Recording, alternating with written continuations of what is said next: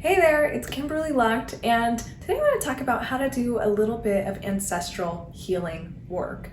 And so if you're like me, you've had experiences where maybe someone has passed on or transitioned, but you still kind of feel them by your side. And this is something that I really like to think about of like, they're still with you and they're still connected on a spiritual and soulful level. For me, this really hits home because last night I had a dream about my grandpa on my dad's side who passed away probably 7 years ago. But in this dream, he was alive and he was about to transition. And there were so many things that he asked of me. He was like, can you bring me these photos? Can you bring me these letters? And I was like, yes, of course. And I would bring him all of the baby photos that I could find of me, all of the photos that I could find of him with his sons and his daughters, all the photos that I could find of him with his friends, along with letters that he had written people or people had written him. And I noticed during this dream, I was like, wow, I feel like he's still alive. He's still here with me. And I woke up and I realized it was all a dream. But then sometimes we think about those dreams and we're like, okay, well, maybe there's a possibility that we united with them on a different dimension or in a different plane. We united with their souls in a different way. And because I wasn't there with my grandpa when he transitioned, I had the opportunity to do so within the dream. And it was just so healing and so like, wow, I don't even know how to explain it. It was really emotional. I woke up pretty emotional about it. And so there's a few ways to really just honor the energy of your ancestors, regardless of if they're alive or not. And here's a few ways to do that.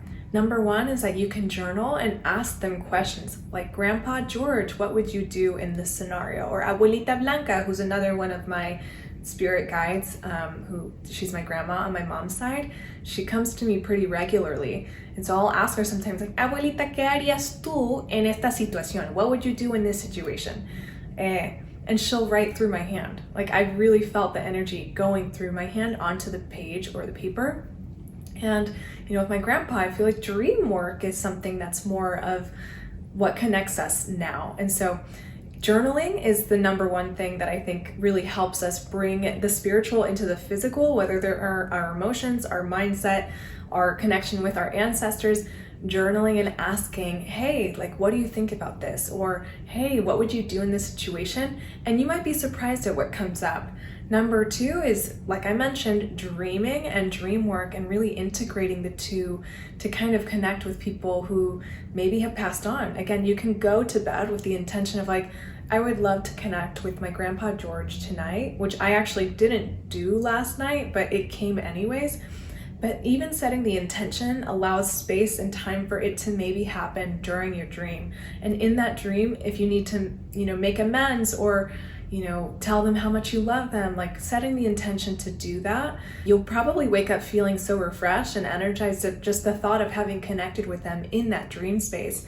And then number three is creating just an altar or a physical space for your ancestors to really admire them, honor them, and come back to whenever you're feeling like you want to connect with them.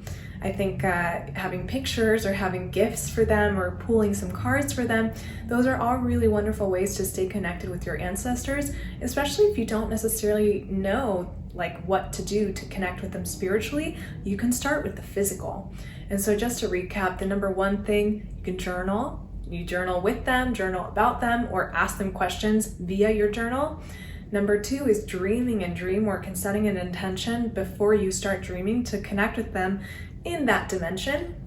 And number three would be to have a physical space dedicated to them, honoring the memories that you hold with them and the spaces that you've been with them, right? And so if you have a little recuerdo or like a souvenir of something where you went to Oaxaca with your abuelita, or you went to, I don't know, I'm trying to think of where I went with my grandpa. We were mostly in Ohio, but yeah, like an amusement park. Like if you went to certain places with your grandparents or whoever you're honoring, think about those spaces and if you can bring a little souvenir or a memory from those spaces as well.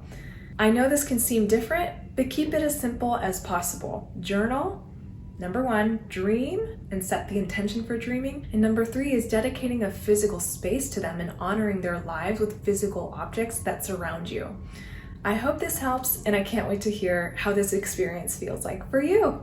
Thanks for watching, and I'll catch you in the next video. Ciao for now.